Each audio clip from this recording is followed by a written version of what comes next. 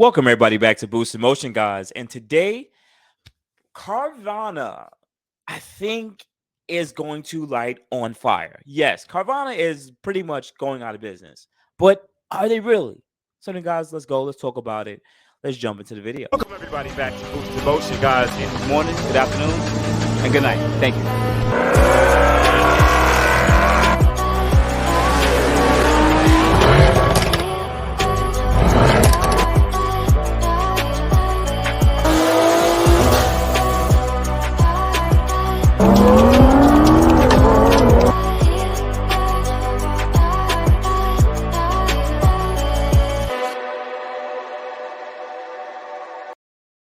Welcome everybody back to the Boost Emotion, guys. And today, hopefully you guys have already hit the like button because my Boost Emotion family has already done it. So thank you guys for your support and thank you for hitting that like button. And if you're new to the Boost Emotion channel, well, I am a automotive enthusiast. I love cars. Also, I do report the news. I talk about anything that's dealing with automotive. So today we're going to talk about Carvana because to be honest with you guys, it's crazy to see where they were and where they are now. So we're gonna break down and talk about Carvana and will they pretty much go out of business? So guys, let's go. Let's jump right into it. So first thing I want to do is go over to a Wall Street Journal's article, and in that article, bear with me, guys. We're gonna talk about. We're gonna get cooking with this video. So Carvana thrived when interest rates were low because it could borrow cheaply to buy and make loans to customers. Its credit line from Alley to buy cars had an average of 2.6% compared to 4.5% at the end of September. Now, remember, guys, in the last 2 years, we had some of the craziest shifts and change in the automotive market. Quickly, let's just quickly do a recap. It was very cheap to borrow money. Interest rates were super low. Also, Carvana's business is you pretty much buy a car from a vending machine. You buy it online and they ship it to you. Remember, we dealt with a lifestyle change for about almost 2 years where you really couldn't buy a car from a dealership. So people were buying cars from online because dealers were closed across the different states. So this is what made their profit margin increase because their business made sense compared to the traditional dealers where you have to go physically be there and purchase cars, socially distanced, if you know what I mean. So Carvana had grew exponentially in those 2 years from 2020 to 2021. Two, on three or four, money was super easy to be given to you too because United States was giving out so much checks and doesn't understand that we were going to head into an inflated market in the next upcoming years. But I'll leave that out of that because, I didn't want to say certain things on YouTube because you get monetized back then. All right. So Carvana pretty much exploded. And I remember the CEO saying, we're doing great. We're doing amazing. Right. Well, then guess what happened in 2022, mid 2022? Federal government says, hey, listen, we have runaway inflation pretty much. Everything is really expensive and we need to correct the prices. So they started raising interest rates, which means they raised the interest rates of how much it is to borrow money. Also, banks weren't giving out that much money to these certain businesses anymore because guess what? It's not easy and cheap to give out anymore. Everyone was making money, but now that everyone's not making any more money, everything is constricting. Remember also, Carvana was also part of these dealerships such as Vroom, Shift, I don't want to say CarMax. There's like another digital dealerships, right? Because they'll get so much money to go buy cars, they will go to the auto auctions, right? The dealership auctions and just buy the car and pay for what it is. At the end of the day, they'll buy it. They won't even go into the bidding war. So that made also the auction houses, right? Prices go up, dealers auction go up, which made everything more expensive because supply and demand and a shortage of new cars. Cool. Now that all of this is cleaning up, prices are coming down. People are really aren't choosing to buy this. Guess what is happening to Carvana? They're losing and burning money. They're losing money on their cars now because the market is changing. Also, dealerships are open, so now they have to compete against someone who can physically go purchase a car today, right? Remember, guys, I purchased my Infinity Q60 in late 2020, early 2021 from Vroom. And it took about a month and a half to get here. Now I can go online and find Q60s within 30 minutes of me for just as much or even cheaper without going through the back and forth of waiting for titles and everything. So Carvana, let me see. Also, Carvana has run into a lot of issues, right, with the government. They've been sued by a lot of different states because of their terrible business practices. For instance, in a lot of specific states that they either lost their dealership license, they couldn't get people their cars, the titles. So pretty much like this. Let's say you traded your car in to Carvana because they also buy cars from the regular private person, right? Then they'll have to wait for the title to come in. They would repost the car. You now would go and purchase the car, right? And you'll be waiting on your title. They never got the title from the person they bought it from, so it keeps everything in loophole. And you run into issues trying to find that person to get the original title. And there's a process on trying to regain a title if you don't have access to it. So people necessarily couldn't drive cars because they couldn't get issued a title because they never got the title from the old seller. Yes. So they lost their dealer license in a lot of states, and it's really messing with Carvana. But that wasn't really enough to really mess them up. So let's continue with this article. Ali required Carvana to set aside 12% of the amount borrowed at late September, up to 7.5%, further tighten its cash situation. Ally spokesman declined to comment. Carvana earned big profits selling its car loans to investors who are hungry for yield. Gains from loans help Carvana offset its losses to makes selling cars. When investors turn choosier on these securities in the spring, Carvana sold many of its loans to Ally instead, or less favorable terms. Mr. Garcia told analysts on a call November 3rd that the company would be cutting costs and that it has access to about $4 billion in liquidity, in addition to 316 million cash and such other assets. The amount that includes what it can borrow on credit lines to buy cars and make loans. It also includes $2 billion of real estate, which isn't technically considered a liquid asset.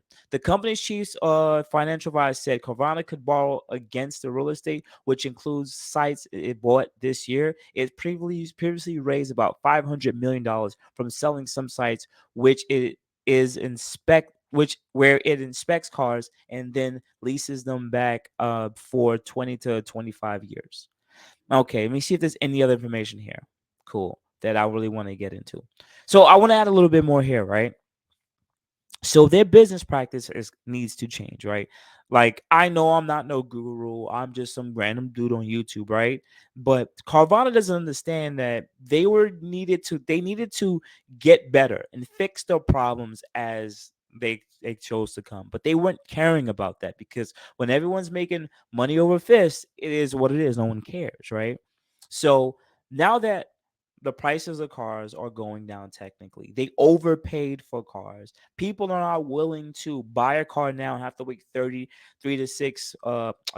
to 6 weeks for the car to get delivered because they want the car now. It's an impulsive buy. I mean, unless you really sat there and think about the car you want, people want to physically touch things. Also, Carvana has a practice where you can buy the car and drive it free for like, I believe 30 days or 1,500 miles. I forgot. Someone's going to correct me in the comments. And then if you don't want it, you give it back. You know what I'm saying? So, like, it's like they're trying to be like the store for buying cars, but that's not necessarily you can actually do with other dealerships. You really just can't buy a car and be like, hey, I'm going to give it back now. So I get that they try to apply retail standards to car buying, pre-owned pre-owned cars, but it's not a business practice that's really working anymore. The market has shifted back to the traditional buying cars from a dealership. As much as we don't like haggling with salesmen, I still rather go to a dealership and physically touch something before I give you 20, 50, and $100,000. I want to be able to physically inspect certain things. Yes, I understand that they made the car buying process easier because you can buy with a click of the button, but you take away the feeling of actually touching something. You take away the feeling of the car buying experience, which some of us will say it's pretty bad, but they took away a lot of those things. And honestly, their prices are more inflated now than the dealerships. If you could, Also, let me add this other part too. Here, let's click this off because I do want to show you some other things that Carvana has going on, which definitely blew my mind. Also, if you made it to this part of the video, definitely, guys, hit the like button. I really would appreciate that. Thank you so much. So we're gonna look at that stock share because I like to look at also how good the company is doing based on stocks. I am invested into different stocks, so I am pretty much well versed with these things. So gotta remember during the 2020 stuff we dealt with, a lot of inflated nonsense really happened, right? So take a look. You would say somewhere around February 7th of 2020. This is right before, the C19 pulled up on us, right? They were making about $88 a share. Anything that happened between then and when the federal government started raising the interest rate is all fluff. This is all money. This is all free money. This is all everyone making hand money over fist. They made it up to a peak of about $360 per share. That was last year, August 2021. Well, guess what? Right after that peak, it started crashing. Why? This wasn't interest rates. Interest rates did not start going up during this time. People were still buying cars left, right, and center last year. This is Carvana starting to bleed. Their business practice wasn't working anymore. Dealerships were opening up. They were losing in the competitive market. The interest rate started dipping down more and more somewhere around the first quarter of 2022, second quarter 2022. This is amongst them losing money, going through what they're going through, and they're continuing down. So now Carvana at now November 18th is at $8. $8 per share. Think about that. They're off their pre C19 by they were about $88, 70, $88. Now they're only at $8. Carvana has burnt a lot of money and lost a lot of money and lost a lot of consumer confidence. People don't want to invest into Carvana anymore. And because they're going through so much financial troubles, they are laying off workers. I believe I read in one article they laid off about 20% of their workforce, 20-30% of their workforce. They closed down some of the physical places where they store the cars, right? And they're trying to liquidate them. I go into Carvana right now and I'm still not seeing prices, right? Let's go to Carvana. I'm still not seeing prices, right? That would reflect me wanting to purchase a car from Carvana because they have lost also in the article, they have lost money on average, money on almost every car purchase in the last year and a half, too, that they've been selling about the last year because they were overpaying in a market and the car sat there for long enough and they were just losing. As much as these companies can, I would say, write cars off, towards their business, you still got to yield a profit, right? So let's put in a Honda Accord, right? Let's put in a Honda Accord. Matter of fact, let me go with something that I know. Let me play Q50 because I'm a Q50 person. I know roughly the prices of what Q50s go for. And let's take a quick look, right? So right now they have a 2014 Infiniti Q50 with 80,000 miles on it for $21,000. And I can tell you guys right now that is inflated. We've already done it on the channel, talked about it. We went through Car Gurus. Other retail dealers are selling this car for cheaper than that with about the same mileage. So that's number one. That's already an inflated price for a 2014 Q50. And it's not even a sport, right? Let's look at a car that more people are necessarily familiar with. Let's go buy one with a better year. Let's pick a um let's pick a 2016, and we're gonna definitely go with an Infinity, Q50. Yeah, we already got that one. Click that off. Why is that here? Bear with me, guys. Bear with me. I just want to talk with you guys for a bit. And we're gonna talk about it. So we put in 2016. So now they're selling a 2016 Infiniti Q50 with 21,000 with 91,000 miles. That's a lot, to be honest. For about $21,000. I would say that's actually kind of on par with the market is. It may be a little bit above. High teens would be better, but that's kind of on par with the market. This one also has 91,000 miles for about the same price. They have a 2.0 T, which is more expensive than a 3.0 T. That don't even make any goddamn sense. The 2.0 T, I don't care if it has 72,000 miles. That should be mid-teens, high teens, but nonetheless, that's what they're doing here. and they have 60,000 miles on the 2017 for 25, and they have a Sport for 27 with 47,000 miles, and they have Red Sports for about 27. No, I would say there's other competitive dealers ones with lower mileage for a better price. I would say they're still kind of on par, depending on the mileage and year, but it's still a considerably a little bit more expensive, especially the trends that have seen for the Q50. I wouldn't purchase this 2017 Red Sport for 27 for 80,000 miles. You can probably pick up one for 50 to 60 for about the same price. If you just gotta go look around, you'll find it. But nonetheless, guys, Carvana, I gotta say, is screwed, man. In my honest opinion, I'm just outside looking in. They're screwed. But the thing about it is, with these big companies, I don't think they necessarily would go bankrupt. But the thing about it is, when there's a recession going on, big players have to go bankrupt. It's just something that happens usually with businesses. The ones who can be able to weather the storm are the ones who stay in business, and the ones who can't, who have bad business practice, usually go out of business. So if a big player like Carvana claims bankruptcy, and I mean bankruptcy where they close the doors. Now, I don't mean bankruptcy like Hertz, because Hertz never really went out of business. They claim bankruptcy where they just look like pretty much liquid did some liquidity on their assets, but they're still in business. But if they go out of business and close their doors, it will really show you that that business model wasn't working. And all their cars now would go to auctions.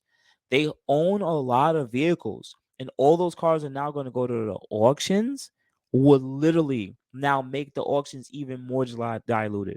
Guys, remember, these auctions already have a bunch of cars sitting there waiting to be sold. And the banks are not trying to flood the market because they know they're going to crash the market. They literally um funneling the cars, trickling them into these dealers auctions. But you can go through Lucky Lopez, any other YouTuber that's actually a dealer, or look up these different articles talking about these auctions. They are filled with cars that are either repoed, trade-ins. We can go along the list. They are filled, and the banks are literally like, damn, we cannot throw all this out here, because if people aren't buying cars, which majority of people still aren't, only people who got money really are buying cars, more of the expensive cars too. Guess what? They throw this all out here, the dealer's gonna have to now buy these cars. They're gonna have to bring down the prices. It's gonna crash the car market. The banks know what they're doing. They all have to work with each other, because if they don't, be careful here. Finally, the car structure, the car leasing, the car financing structure will do an actual crash. Remember, corrections are usually, I believe, around under 20%. I think a crash is like 35, 40%. Correct me if I'm wrong in the comments. And that will definitely change across the market. But in the last 5 to 6 months, we've definitely have a correction in the wholesale market. And we need to see that in the retail market soon. So if you can hold on to your money just a little bit longer, be a little bit patient. Listen, you're going to see some heavy hitters possibly go out of business. You're going to see some more dealers go out of business for terrible business practices, and the strong survive. But outside that, guys, you have a good morning, good afternoon, good night. Definitely add your boy Boost Motion on IG and Facebook. Also, I have an email at boostinmotion@gmail.com if you have any questions. So outside that, guys, you have a good morning, good afternoon, good night. Thank you, guys. I appreciate it. You guys have a good day. Thank you, everybody, for watching. Do appreciate you guys. Love you guys very much. You can also check out the 2 links I posted for some of my other videos. Also, on top of that, if you want to purchase some Boosted Motion merch, definitely check the link that I posted also. And finally, if you've been watching all my videos and you enjoy them, please hit the link to subscribe to my YouTube channel. Thank you.